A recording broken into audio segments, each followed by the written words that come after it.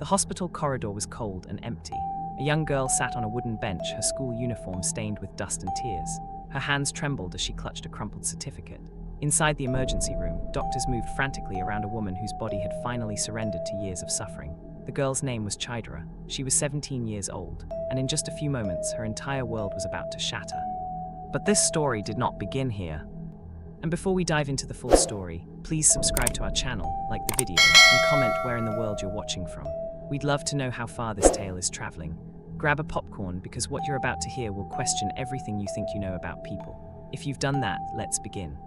To understand Chidera's journey, we must go back to where it all started, to a small market stall in Lagos, where dreams were born and broken in equal measure. 20 years earlier, the Balogun market was alive with the sounds of traders calling out their goods. Among them was a young woman named Grace. She was a seamstress with skilled hands and a heart full of hope. Every morning, she would arrange her handmade clothes on wooden racks, praying that someone would notice her work. Grace was not rich, but she had dreams. Big dreams. Dreams of a better life, a loving family, and a future that sparkled like the Lagos skyline at night. One afternoon, as the sun beat down mercilessly on the marketplace, a man stopped at her stall. His name was Victor. He was tall, well-dressed, and carried himself with the confidence of someone who had seen the world. He picked up one of her blouses and examined it with careful eyes.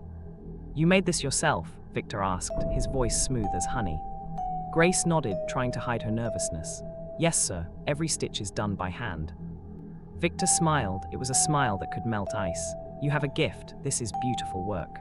From that day forward, Victor became a regular visitor to Grace's stall. He would bring her small gifts, a bottle of soft drink here, a bag of chin-chin there. He told her stories about his travels, about the places he had been and the things he had seen. Grace found herself looking forward to his visits. She found herself falling in love. Victor spoke of the future they would build together. He painted pictures with his words, a small shop of her own, a house with running water, children who would never know hunger. Grace believed every word. She believed because she wanted to. She believed because hope was all she had. Months passed and their relationship deepened. Grace gave Victor everything she had, her trust, her love, her innocence. She believed they were building something real, something that would last forever. But forever is a dangerous promise in the mouth of a liar. When Grace told Victor she was pregnant, his face changed. The warmth in his eyes turned to ice. The man who had spoken of marriage and family suddenly had urgent business elsewhere. He promised to return the next day to discuss their plans. Grace waited at their usual meeting spot, her heart full of nervous excitement. She waited for hours. The sun rose high, then began its descent. Victor never came. Grace searched for him everywhere. She asked other traders. She went to the address he had given her, only to find it was a lie. Victor had vanished like smoke in the wind. Grace stood alone in the market, one hand on her growing belly, tears streaming down her face. She had been a fool, and now she would pay the price. The months that followed were the hardest of Grace's life. Her small income from sewing barely covered her own meals, let alone the needs of a pregnant woman. She worked until her fingers bled. She went without food so she could save for the child growing inside her. Some nights she lay awake wondering if she would survive. Other nights she prayed that her baby would be stronger than she was. When Chidera was born, Grace looked into her daughter's eyes and saw possibility. She saw redemption. She whispered a promise to that tiny baby. "I will give you everything I never had. You will be better than me. You will be more." But promises made in poverty are hard to keep. Grace worked every day from dawn until darkness fell. She sold fruits when sewing was slow. She washed clothes for wealthier families. She did whatever it took to keep food on their small table. Chidera grew up watching her mother's strength, but also her suffering. The little girl learned early that life was not fair, that survival required sacrifice, and that dreams were luxuries meant for other people. Still, Grace insisted that Chidera attend school. Education was the key, she said. Education would unlock the doors that poverty had slammed shut. Chidera studied by candlelight when they had no electricity. She walked long distances to school because they could not afford transport. She worked harder than any other student because failure was not an option. Failure would mean becoming her mother, and Chidera loved her mother too much to let that happen. Years passed. Chidera grew into a beautiful young woman with sharp intelligence and fierce determination.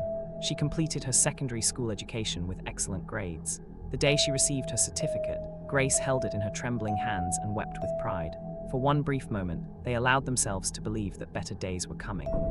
But better days never came. Instead, darkness arrived. Grace had been coughing for months. At first, it was just a small thing, easily ignored, but the cough grew worse. Her body grew weaker. There was no money for doctors, no money for medicine. Grace kept working, kept pushing, kept pretending everything was fine, until the day her body refused to pretend anymore. Grace collapsed in the middle of the market, the same market where she had met Victor. the same market where Chidera had been conceived, the same market that had witnessed every moment of their struggle. Traders rushed to help, and someone called for a vehicle to take her to the clinic. Chidera was pulled from school and brought to her mother's side. The clinic was overcrowded and understaffed. Doctors shook their heads with sad eyes. Without proper treatment, they said there was little hope. Chidera sat by her mother's bedside, holding her thin hand, praying to every god she could name. But Grace knew her time was ending. "My daughter," Grace whispered, her voice weak but urgent. "I wanted so much more for you. I wanted to give you the world." "Mama, please don't talk like that," Chidera begged, tears flowing freely. "You're going to be fine. You have to be fine." Grace shook her head slowly. "Promise me something, Chidera. Promise me you will never suffer like I did. Be strong. Be smarter than I was. Find a way out of this life. Promise me." "I promise, Mama. I promise." Those were the last words they spoke. Grace closed her eyes and released her final breath. Chidera's scream echoed through the clinic. The world continued spinning, but for Chidera, everything had stopped. The funeral was small. Only a handful of people attended. Chidera stood by the grave, her face empty of expression. The pain was too deep for tears. As they lowered her mother into the ground, Chidera made a silent vow. She would never be poor again. She would never struggle like her mother had struggled. She would never allow any man to use her and throw her away. Whatever it took, whatever the cost, she would climb out of this pit of poverty. But how? That was the question that haunted her in the weeks that followed. Without her mother's small income, Chidera could barely afford one meal a day. She tried to find work, but who would hire a 17-year-old girl with no experience and no connections? She sold her mother's sewing machine, her mother's clothes, anything of value, but it was never enough.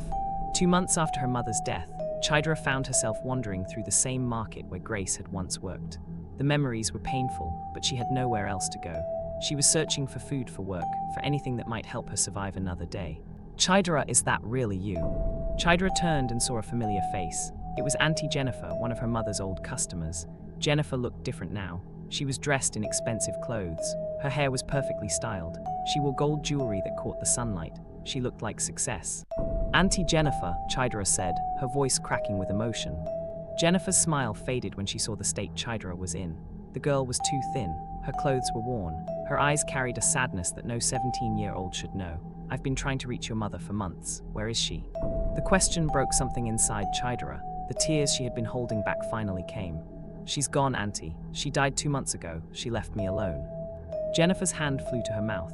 Shock and sadness filled her eyes. She pulled Chidera into a tight embrace. "Oh, my dear child, I'm so sorry, so very sorry." They stood there in the middle of the busy market, the young girl crying on the shoulder of the older woman, while life rushed around them uncaring. When Chidera's tears finally slowed, Jennifer pulled back and looked at her seriously. "You can't stay here like this, living alone, struggling every day. Come with me to Lekki, stay in my house, let me help you." Chidera hesitated. She barely knew Auntie Jennifer beyond their brief interactions years ago. But what choice did she have? She had no family, no money, no hope. She nodded slowly. "Okay, thank you, Auntie." Jennifer smiled. "Go pack your things, I'll wait for you." Chidera returned to the tiny room she had shared with her mother. She gathered her few belongings into a small bag. She took one last look at the place where she had grown up, where she had laughed and cried, where her mother had sacrificed everything for her. Then she closed the door and walked away, not knowing she was stepping into a world that would test her promise to her mother in ways she could never imagine. Would this new life bring the salvation Chidera desperately needed? Or was she about to discover that some prices are too high to pay? The drive from the market to Lekki felt like traveling to another planet. Chidera pressed her face against the car window, watching the city transform before her eyes. The dusty, crowded streets gave way to smooth roads lined with palm trees. Small shops became grand shopping complexes. The air itself seemed cleaner, fresher, as if even oxygen was a luxury reserved for the wealthy. When Jennifer's car pulled through the gates of her compound, Chidera's breath caught in her throat. The house was magnificent. 3 stories of gleaming white walls and glass windows, a garden filled with flowers she could not name, a fountain that sparkled in the afternoon sun. Chidera had seen houses like this before, but only from the outside, only from the other side of high walls and locked gates. She had never imagined she would step inside one. "Welcome home," Jennifer said with a warm smile. Home, the word sounded strange to Chidera's ears. Could a place this beautiful ever feel like home to someone like her? Inside, the house was even more stunning. Marble floors reflected the light from crystal chandeliers. Soft couches that looked like clouds sat in the living room. Everything was clean, organized, expensive. Chidera stood in the entrance, afraid to move, afraid to touch anything with her dusty hands. "Jennifer, you're back." A woman descended the spiral staircase. She was tall and elegant, wearing a silk robe that probably cost more than Chidera's entire life. Her hair was styled in neat braids, and her nails were perfectly manicured. She stopped when she saw Chidera. "Who is this?" "Rose, meet Chidera. She's my late friend's daughter. She'll be staying with us for a while." Rose's smile was polite but cold. Her eyes scanned Chidera from head to toe, taking in every detail, making quick judgments. "I see. Well, welcome, I suppose." After showing Chidera to a guest room, Jennifer and Rose disappeared into another part of the house. Chidera sat on the edge of the bed, afraid to lie down on sheets so white and soft. She looked around the room. It was bigger than the entire space she had shared with her mother. There was a wardrobe, a desk, even a private bathroom with running water. Tears filled her eyes, but she was not sure if they were tears of gratitude or grief. Meanwhile, in Jennifer's bedroom, Rose was not happy. "What were you thinking? You can't just bring random people into our house. You know the kind of business we run here." Jennifer sighed. She understood Rose's concerns. "She's not random. She's Grace's daughter. Grace was good to me when I had nothing. I can't just turn my back on her child." "Grace is dead," Rose said bluntly. "Your loyalty to her doesn't have to extend to her daughter. This girl is going to complicate things. She's just 17, alone in the world. What was I supposed to do? Leave her to suffer on the streets?" Rose crossed her arms. "And what are we going to tell her about what we do? About the men who come here? About the money we make?" "We'll tell her the truth eventually, but not yet. Give her time to settle in. Let her rest. She's been through enough." Rose was not convinced, but she nodded.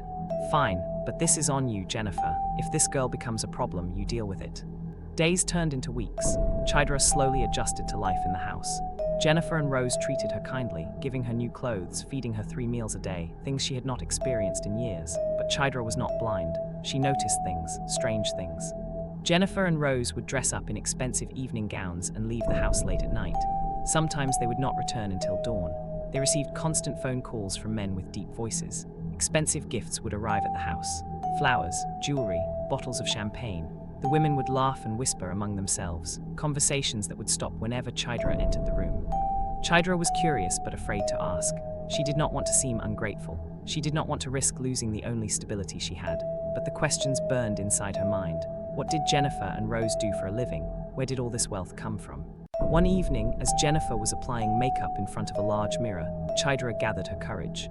"Auntie Jennifer, can I ask you something?" Jennifer met her eyes in the mirror. "Of course, dear, what is it?" "What do you and Auntie Rose do? For work, I mean." Jennifer's hands paused. She set down her lipstick and turned to face Chidera. "We entertain wealthy men. We go to parties, dinners, events. We provide companionship. And in return, they take care of us financially." Chidera's stomach tightened. She had heard whispers about women like this. Women who traded their time and attention for money. Women who lived in luxury but paid a different kind of price. "You mean your escorts?" "That's one word for it," Rose said from the doorway. She had been listening. "But it's not what you think. We're not on the streets. We're not cheap. We choose our clients carefully. We're businesswomen." Chidera felt dizzy. All the luxury around her suddenly made sense. The expensive clothes, the jewelry, the house. It was all paid for by men. Wealthy, powerful men who wanted something in return. "I could never do that," Chidera said quietly. Jennifer walked over and placed a gentle hand on her shoulder. "And no one is asking you to. You're safe here. You're our guest. What we do is our choice, and it doesn't have to be yours." "But how do you live with it?" Chidera asked. "How do you look at yourself in the mirror?" Rose laughed, but there was no humor in it. The same way women who work 14 hours a day for pennies look at themselves. The same way women who marry men they don't love for security look at themselves. We all make choices, Chidera. The only difference is we're honest about ours. That night, Chidera lay in her comfortable bed, staring at the ceiling. Her mother's words echoed in her mind. "Never suffer like I did. Be strong. Find a way out." Was this the way out? Was this the price of escaping poverty? The next few weeks were torture for Chidera. She tried to find legitimate work. She applied to shops, restaurants, offices. But no one wanted a 17-year-old girl with no experience and only a secondary school certificate. Meanwhile, she watched Jennifer and Rose live their lives of luxury. They never worried about food, never worried about rent, never worried about anything except which expensive restaurant to visit or which designer bag to buy next. One night, Jennifer and Rose invited Chidera to join them at a club. "Just to see what it's like," Jennifer said. "You don't have to do anything, just come and experience it." Chidera agreed, telling herself it was just curiosity. The club was in Victoria Island, a place she had only heard about in stories. Inside, everything was gold and glass. The music pounded through expensive sound systems. Beautiful people danced and laughed. Bottles of champagne that cost more than a month's rent flowed freely. Jennifer and Rose were greeted like celebrities.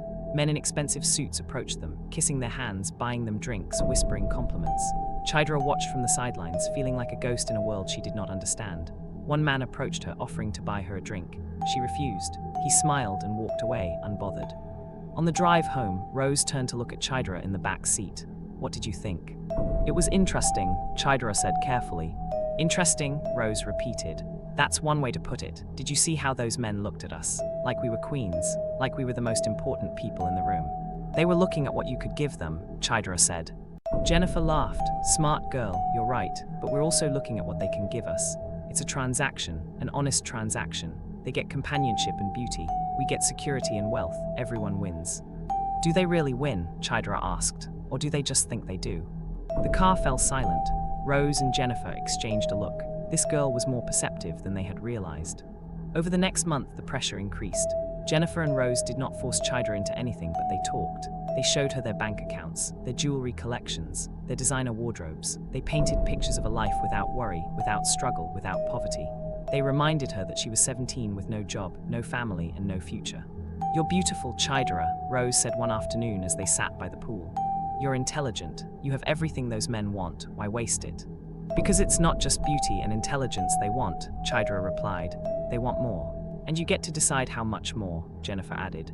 "You're in control. You set the boundaries. Some girls just go to dinners. Some just attend events. You don't have to do anything you're not comfortable with." But Chidra knew that boundaries had a way of disappearing. She knew that small compromises led to bigger ones. She had seen it happen to other girls in her neighborhood. They started with innocent intentions and ended up losing themselves completely. Yet every night as she lay in her comfortable bed, her stomach full, her body clean, she thought about her mother. She thought about the promises she had made. She thought about the suffering she had sworn to escape. The internal battle raged inside her morals on one side, her survival on the other. Which was more important? Which could she live without? 3 months after moving into the house, Chidra made her decision. She found Jennifer and Rose in the living room, planning their next outing. She stood before them, her hands clenched into fists, her voice barely steady. "I want to try," Chidra said, "but I have conditions. I set my own limits. I say no when I want to, and if I change my mind, I walk away. No arguments." Jennifer smiled, but it was not a smile of victory. It was a smile of sadness. "Of course, Chidra, whatever you want." That night, Chidra attended her first event as one of them. She wore a borrowed dress that hugged her young body. She wore makeup that made her look older than her years. She smiled at men whose names she did not know. And when one of them offered her money just to sit and talk, she took it. She took it because she was tired of being poor. She took it because survival had become more important than shame. But as she sat in the back of the car on the way home, counting the cash in her hands, a single tear rolled down her cheek. She had crossed a line. She had stepped into a world that would change her forever. Her mother's face appeared in her mind, disappointed and sad. "I'm sorry, Mama," Chidra whispered into the darkness. "I'm so sorry." But sorry would not pay the bills. Sorry would not fill an empty stomach. Sorry was a luxury for people who had choices. And Chidra was quickly learning that in Lagos, in this life, choices were expensive. What path had she truly chosen? And could she ever find her way back? 6 months passed. Chidra was no longer the uncertain girl who had arrived at Jennifer's house with nothing but a small bag of belongings. She had transformed. Her wardrobe was filled with designer clothes. Her skin glowed from expensive treatments. She moved with a confidence that came from knowing she would never go hungry again. But late at night, when she was alone, she sometimes looked in the mirror and wondered who was staring back at her. Jennifer and Rose had taught her well. They taught her how to read men, how to make them feel special, how to extract the most value from every encounter. Chidra learned that wealthy men in Lagos did not just want beauty, they wanted intelligence. They wanted someone who could hold a conversation about business, politics, and art. They wanted the fantasy of a woman who chose to be with them, not one who needed to be. Chidra played the role perfectly. She laughed at their jokes. She listened to their problems. She made each one feel like he was the only man in the world. And they paid generously. Within months, Chidra had saved more money than her mother had earned in her entire life. The guilt still haunted her, but the security felt like armor. One evening, Jennifer called Chidra and Rose to the living room. Her expression was serious. "I need to talk to you both about something important." They sat down, sensing the gravity in Jennifer's voice. She took a deep breath before speaking. "There's someone I've been trying to connect with for years. His name is Chief Okonkwo. He's one of the wealthiest men in Lagos, owns businesses across Africa. He's a widower, lost his wife 3 years ago, has 3 adult children living abroad." Rose leaned forward. "I know who you're talking about. He's impossible to reach. I've tried several times." "We've both tried," Jennifer said with frustration. "He's not interested in women like us. He sees right through the act. He's careful. selective, but if any of us could get close to him, it would change everything. Why are you telling us this? Chidera asked. Jennifer turned to look at her directly. Because I think you might be the one who can reach him. Rose scoffed. She's only been doing this for 6 months. Chief Okonkwo is not someone for beginners. That's exactly why she's perfect, Jennifer argued. She's fresh, innocent looking. She doesn't have the reputation that we do. She's educated, well-spoken. She's exactly the type of woman he would be interested in. Chidera felt her heart race. She had heard stories about Chief Okonkwo. He was powerful beyond measure. Men feared him. Politicians sought his favor. He could destroy careers with a single phone call or build empires with his endorsement. He was the kind of man who could either elevate her to heights she had never imagined or crush her without a second thought. What exactly are you asking me to do? Chidera asked carefully. I'm asking you to meet him, Jennifer said, to catch his attention, to become someone he wants around. If you can do that, if you can make him care about you, everything changes for all of us. And what do I get out of this? Chidera asked. She had learned to negotiate. She had learned that nothing in this world was free. Jennifer smiled. If you succeed with Chief Okonkwo, you get 30% of everything he gives you. The rest we split, plus whatever separate arrangements you make with him, plus his connections, his protection, his name. Do you understand what I'm offering you? This is not just money, this is power. Chidera sat back, processing the proposal. This was different from the other men she had met. Those men were wealthy, yes, but they were not powerful. Not really. Chief Okonkwo was in a different category altogether. He was the kind of man her mother had warned her about, the kind who could make promises and actually keep them, or break them. How would I even meet him? Chidera asked. There's a charity gala next week, Rose said. He'll be there. We've already arranged for you to receive an invitation. You'll go alone, no connection to us. You'll be introduced as a young entrepreneur. We've created a whole background for you, business consulting, legitimate, clean. And then what? Then you use everything we've taught you, Jennifer said.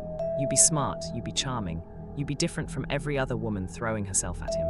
You make him want to know more about you, the rest will follow naturally. Chidera spent the next week preparing. She researched Chief Okonkwo thoroughly. She read articles about his businesses. She studied his public speeches. She learned about his late wife, his children, his interests. She memorized details that most people would overlook. She knew that if she was going to approach a man like this, she needed to be more than beautiful. She needed to be unforgettable. The night of the gala arrived. Chidera stood before her mirror, wearing a navy blue evening gown that was elegant without being seductive. Her makeup was subtle. Her jewelry was minimal. She looked sophisticated, mature, like someone who belonged in rooms with powerful people. Jennifer and Rose helped her with final touches. Remember, Jennifer said, you're not trying to seduce him tonight. You're trying to intrigue him, be mysterious, leave him wanting more. And don't drink too much, Rose added. Stay sharp. Men like him are always watching, always testing. Chidera nodded. She felt the familiar flutter of nerves in her stomach, but underneath the nervousness was something else. Excitement, ambition, the hunger for something bigger than herself. She thought about her mother's grave. She thought about the promise she had made. She thought about the life of poverty she had escaped, and she made peace with what she was about to do. The gala was held at a 5-star hotel in Ikoyi. When Chidera arrived, she was overwhelmed by the grandeur. Crystal chandeliers hung from impossibly high ceilings. Men in tuxedos and women in designer gowns moved through the space like royalty. This was not just wealth. This was power. Real power. The kind that shaped nations. Chidera moved through the crowd with practiced grace. She accepted champagne but barely sipped it. She made small talk with other guests, planting seeds about her fictional consulting business. She let herself be seen, but not too much. She was playing a careful game. Then she saw him. Chief Okonkwo stood near the far end of the hall, surrounded by a small group of people. He was tall, probably in his late 50s, with grey hair and a commanding presence. He did not smile much. He listened more than he spoke. And when he did speak, everyone around him leaned in to catch every word. This was a man used to being obeyed. Chidera did not approach him directly. That would be too obvious. Instead, she positioned herself near a painting he seemed interested in. She studied it, pretending to be absorbed in the artwork. She waited. Patience was a weapon she had learned to use well. It's a Yusuf Grillo, a deep voice said beside her. Chidera turned slowly and found herself looking directly at Chief Okonkwo. Her heart pounded, but her face remained calm. Yes, his use of color is remarkable, the way he captures the spirit of everyday Nigerian life. Chief Okonkwo raised an eyebrow. You know art. I know what I like, Chidera replied with a small smile, and I like stories told with honesty. They stood in silence for a moment, both looking at the painting. Chidera could feel him studying her from the corner of his eye. She did not fidget. She did not fill the silence with nervous chatter. She simply existed beside him, comfortable and confident. I don't believe we've met, Chief Okonkwo said finally. I know most people in these circles. I'm still new to these circles, Chidera said. My name is Chidera. I run a small consulting firm. Small consulting firm, he repeated, amusement in his voice. What kind of consulting? Business development, strategy. I help companies find opportunities they might have missed. He turned to face her fully now. His eyes were sharp, intelligent, measuring. And how old are you? 20, 21. 18 actually, but age is less important than insight, don't you think? Chief Okonkwo laughed. It was a genuine laugh, the kind that suggested she had surprised him. 18 years old and already running a consulting firm. Either you're exceptionally talented or exceptionally good at convincing people you are. Perhaps both, Chidera said with a slight smile. Does it matter? Results speak louder than credentials. They talked for another 15 minutes. Chidera was careful. She did not flirt. She did not bat her eyelashes or touch his arm. She engaged his mind, not his body. She asked intelligent questions about his businesses. She offered observations about market trends. She made him think, not just react. And when their conversation was interrupted by someone seeking Chief Okonkwo's attention, she excused herself gracefully. It was nice meeting you, Chief, she said with a polite nod. Wait, he said before she could walk away. Give me your card. Chidera reached into her small purse and pulled out a business card that Jennifer had made for her fictional consulting firm. It looked professional, legitimate, real. She handed it to him. Their fingers touched briefly. Then she smiled and walked away, leaving him holding the card, watching her disappear into the crowd. As Chidera left the gala, she felt a strange mixture of triumph and dread. She had done exactly what Jennifer asked. She had caught his attention. She had made him curious. But now what? Chief Okonkwo was not like the other men she had dealt with. He was smarter, more dangerous, more complicated. If she played this wrong, it would not just be her reputation at stake, it would be her life.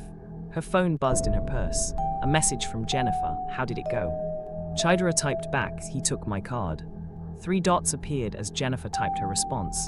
Perfect, now we wait. Chidera looked out the car window at the glittering Lagos skyline. Somewhere out there, Chief Okonkwo was looking at her business card, deciding what to do next. And somewhere deeper in the city, in the quiet cemetery where her mother lay buried, a promise hung in the air like smoke. Be strong, be smarter, never suffer again. But at what cost, and when would the bill finally come due? 3 days passed without any word from Chief Okonkwo. Chidera tried not to think about it, but the waiting consumed her. Every time her phone rang, her heart jumped. Every message made her stomach flutter. Jennifer assured her that this was normal. Men like Chief Okonkwo did not rush. They observed, they tested, they made people wait to establish power dynamics. On the 4th day, her phone rang with an unknown number. Chidera answered, keeping her voice professional. Hello. Miss Chidera, this is Emeka. I'm Chief Okonkwo's personal assistant. The chief would like to invite you to lunch tomorrow afternoon. Would you be available? Chidera felt her pulse quicken, but she forced herself to sound casual. Tomorrow, let me check my schedule. She counted to 10 in her head. Yes, I believe I can make that work. What time and where? 1 o'clock. The chief will send a car to pick you up. Please send me your address. After hanging up, Chidera sat in stunned silence.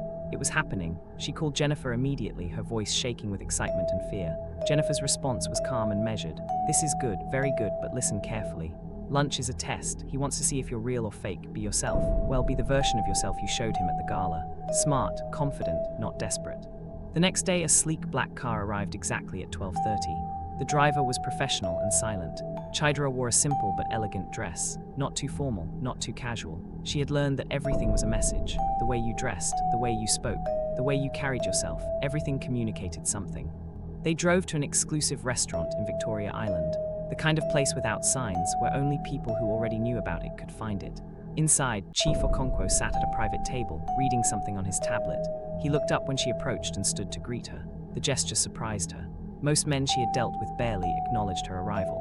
Thank you for coming, Chief Okonkwo said. Please sit. They ordered food. The conversation started light. He asked about her supposed consulting business. Chidera answered with the carefully constructed lies that Jennifer had helped her create. She talked about market research, client relationships, strategic planning. She spoke with just enough detail to sound knowledgeable, but not so much that she could be easily fact-checked. It was a performance, a beautiful, necessary performance. But Chief Okonkwo was not easily fooled. Halfway through the meal, he set down his fork and looked at her directly. Chidera, you're a smart young woman. Too smart to think I believe everything you're telling me. Chidera's blood turned cold. Had she been caught already? She met his gaze, refusing to look away. What do you mean, Chief? I mean that consulting firms run by 18-year-olds. don't usually have business cards with addresses that trace back to residential properties in Lekki. I mean that young women who claim to be entrepreneurs don't usually appear at charity galas they have no business attending. I mean that you're playing a game, and I want to know what game it is. The silence between them was heavy. Chidra could feel her carefully constructed world crumbling. She had two choices: continue lying and lose his respect completely, or tell him something closer to the truth and hope he appreciated the honesty. She chose the second option. "You're right," Chidra said quietly. "The consulting firm is not exactly what I said it was. I was trying to impress you, trying to seem like someone worth your time." "And who are you, really?" Chidra took a deep breath. "I'm a girl who lost her mother 6 months ago, a girl who was living in poverty with no future, a girl who got lucky when someone gave her a chance at a better life. I'm not going to apologize for trying to survive, Chief. I'm not going to apologize for wanting more than the nothing I was given." Chief Okonkwo leaned back in his chair, studying her with new interest. "So the beauty and intelligence are real, but the background is manufactured. Is that it? The beauty was given to me by God. The intelligence was given to me by my mother, who worked herself to death to put me through school. The background was given to me by circumstances I'm trying to escape. Yes, I lied about some details, but the person you met at that gala, the person sitting in front of you right now, she's real." For a long moment, Chief Okonkwo said nothing. Then, surprisingly, he smiled. "I appreciate honesty, even when it comes late. Most people would have continued lying until I presented them with proof. You admitted it when confronted. That takes courage." "Or desperation," Chidra said. "Perhaps both," he replied, echoing the words she had said to him at the gala. "Tell me something, Chidra. What do you want from me? And please, no more games, just the truth." Chidra considered his question carefully. This was a pivotal moment. She could play it safe, say she just wanted friendship or mentorship, or she could be bold and risk everything. She chose boldness. "I want what everyone wants from you, Chief. I want opportunity. I want security. I want to never be poor again. I want to matter in a world that told me I was worthless. And I think you're the kind of man who can give that to someone if they're worth it." "And you think you're worth it?" "I think I could be, if given the chance." Chief Okonkwo nodded slowly. "At least you're honest about your ambitions. Most people pretend they want something noble when really they just want money and status. You're not pretending. I respect that."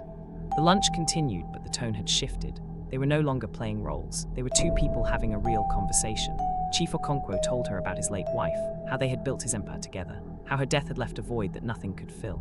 He spoke about his children who were too busy with their own lives abroad to care about their father's loneliness. He spoke about the burden of power, how everyone wanted something from him, how trust was the rarest commodity in Lagos. Chidra listened, really listened, not because she was playing a part, but because she genuinely found him interesting. He was not just a wealthy man. He was a complicated human being carrying his own pain, his own regrets, his own fears. For the first time since entering this world, Chidra felt something resembling connection. When lunch ended, Chief Okonkwo walked her to the car. "I'm going to be honest with you, Chidra. I know what you are. I know about girls like you. I've met hundreds of them. They come to me with pretty faces and empty souls looking for a payday. But you're different. I can see the hunger in you, not just for money, but for something more, something bigger. I don't know what it is yet, but it intrigues me." "So what happens now?" Chidra asked. "Now we see if you're as smart as you seem. I'm going to give you my personal number, not my assistant's number. Mine. If you're going to be in my life, even temporarily, I want to know who I'm dealing with. No more lies, no more games. Can you do that?" Chidra nodded. "I can try. Trying isn't good enough in my world. You either do or you don't." "Then I'll do it," Chidra said firmly. Chief Okonkwo smiled and handed her a card with a handwritten number. "Call me this weekend. We'll talk more." The car drove away, leaving Chidra standing outside the restaurant, holding the most valuable piece of paper she had ever possessed. She called Jennifer immediately. The excitement in Jennifer's voice was palpable. "You got his personal number. Do you understand what this means?" "It means I'm in," Chidra said. "But Jennifer, I'm scared. He's not like the others. He sees through everything if I make one wrong move." "Then don't make a wrong move," Jennifer said sharply. "This is what we've been working toward. This is your chance to secure your future. Don't mess it up by developing a conscience now." But that was exactly what Chidra feared. She was developing something, maybe not a conscience, but definitely feelings. Complicated, confusing feelings that had no place in the transactional world she had entered. Over the next few weeks, Chidra and Chief Okonkwo spoke regularly. Sometimes they met for dinner. Sometimes they just talked on the phone late at night. He told her about his business deals. She told him about her real past, her mother's struggles, her own survival. She told him things she had not even told Jennifer and Rose, and he listened, really listened. Chief Okonkwo began giving her gifts. Not the flashy jewelry and designer bags that other men gave. He gave her books, first editions of African literature. He gave her access to business seminars and conferences. He introduced her to people who could actually teach her about entrepreneurship. He was investing in her mind, not just her body. And that terrified her more than anything else, because it made everything feel real. One evening, 3 months after their first lunch, Chief Okonkwo invited Chidera to his home. It was the first time she had been there. The house was massive, more mansion than home, but despite its size, it felt empty. Lonely, they sat in his study, surrounded by books and memories. "I want to ask you something," Chief Okonkwo said, "and I need you to be completely honest with me." "Okay," Chidera said, her heart racing. "Do you care about me, even a little, or is this all just strategy?" The question hung in the air like smoke. Chidera could lie, she could tell him what he wanted to hear. She could play the role perfectly and secure everything she had been working toward, but something in his eyes stopped her, something vulnerable and human and real. "I don't know," Chidera said honestly. "I came into this with clear intentions. I needed security, I needed to survive. You represented a way out, but over these months something changed. I started actually enjoying our conversations. I started looking forward to your calls. I started caring whether you had a good day or a bad day. So yes, I care, but I don't know if it's real care or if I've just convinced myself it's real because that makes this easier. I don't know anymore." Chief Okonkwo stood and walked to the window, looking out at his vast property. "At least you're honest. That's more than most people give me. Do you know what it's like to be me, Chidera? To have so much that you can never be sure if anyone actually likes you or just likes what you can give them." "I can imagine," Chidera said softly. "It must be like being poor, never sure if people see you or just see your circumstances." He turned to look at her, surprise in his eyes. "That's very perceptive." "We're not that different, you and I," Chidera continued. "You're trapped by too much. I was trapped by too little. Both of us are trying to find something real in a world built on transactions." Chief Okonkwo walked back to where she sat. He knelt down in front of her, taking her hands in his. "I'm going to ask you something. And before you answer, I want you to think very carefully, because your answer will change everything." Chidera's breath caught. "What is it?" "Will you marry me?" The world stopped spinning. Chidera stared at him in shock. Marriage. He was asking her to marry him. This was beyond anything Jennifer had planned. Beyond anything Chidera had imagined. This was not just security. This was legitimacy, power, a complete transformation of her life. But it was also a lie, a beautiful, elaborate lie. Because how could she marry someone when the foundation of their relationship was built on deception? When she had entered his life as part of a scheme? When she did not even know if what she felt for him was real? Chidera started, but he interrupted her. "I know this is sudden, I know we've only known each other a few months, but I'm 58 years old. I don't have time to waste. I know what I want. I want companionship, intelligence, someone who makes me feel alive again. You do that. I don't care about your past. I don't care about the lies you told at the beginning. I care about who you are now, who you could become. Marry me, Chidera. Let me give you the life you deserve." Tears filled Chidera's eyes. Real tears, not calculated, not strategic, just real human emotion in the face of an impossible choice. If she said yes, she would have everything. Wealth beyond measure, status, protection. Her mother's suffering would be avenged. Her promise would be fulfilled. She would never be poor again. But she would also be trapped. Trapped in a marriage built on lies. Trapped playing a role for the rest of her life. Trapped wondering if she had sold her soul for comfort. "Can I have time to think about it?" Chidera asked, her voice shaking. "Of course," Chief Okonkwo said, standing up. "Take all the time you need. But Chidera, understand something. I'm not a patient man. I'm making you an offer that thousands of women would kill for. Don't make me wait too long." Chidera left his house in a daze. She sat in the back of the car, watching Lagos blur past her window. This city had taken her mother. This city had broken her. This city had rebuilt her into something she barely recognized. And now this city was offering her everything she had ever wanted. All she had to do was say yes. When she got home, Jennifer and Rose were waiting. They had somehow already heard about the proposal. Lagos had eyes and ears everywhere. Jennifer was ecstatic. "Do you understand what this means? You'll be the wife of Chief Okonkwo. You'll have access to everything. This is bigger than we ever dreamed." But Rose was quieter. She looked at Chidera with something that might have been sympathy. "Are you okay?" she asked. "I don't know," Chidera said honestly. "I don't know anything anymore." That night, Chidera could not sleep. She lay in her bed, staring at the ceiling, thinking about her mother. Grace had died with nothing. No money, no security, no comfort. She had sacrificed everything for her daughter and received nothing in return. Chidera had promised to be different, to be stronger, to never suffer the way her mother had suffered. But her mother had also been honest. She had worked hard. She had maintained her dignity even in poverty. She had never compromised who she was, even when it cost her everything. Would Grace be proud of the woman Chidera had become, or would she be heartbroken? The next morning, Chidera made her decision. She called Chief Okonkwo and asked to meet him. They met at the same restaurant where they had their first lunch. Chidra looked at this powerful man who was offering her the world, and she took a deep breath. Chief, I'm honored by your proposal, truly, but I can't accept it, not like this. Not built on the lies and schemes that brought us together. If we're going to have any kind of future, it needs to start with complete honesty. So I'm going to tell you everything, about Jennifer and Rose, about how meeting you was planned, about why I really approached you at that gala. And after I tell you everything, if you still want me in your life, then we can talk about the future. But I won't build a marriage on deception. I won't dishonor my mother's memory that way. If this story touched your heart the way it touched mine while telling it, please take a moment to hit that like button. It really helps our channel grow and allows me to bring you more amazing African folktales that carry these deep life lessons. And if you haven't already, please subscribe to the channel and click the notification bell so you never miss our next story. Trust me, you don't want to miss what's coming next. I would love to hear your thoughts on today's story. What lessons spoke to you the most? Share your thoughts in the comments below. I read every single one and try to respond to as many as I can. Also, I'm always curious to know where our beautiful family is watching from. Please drop the country where you're watching from in the comments.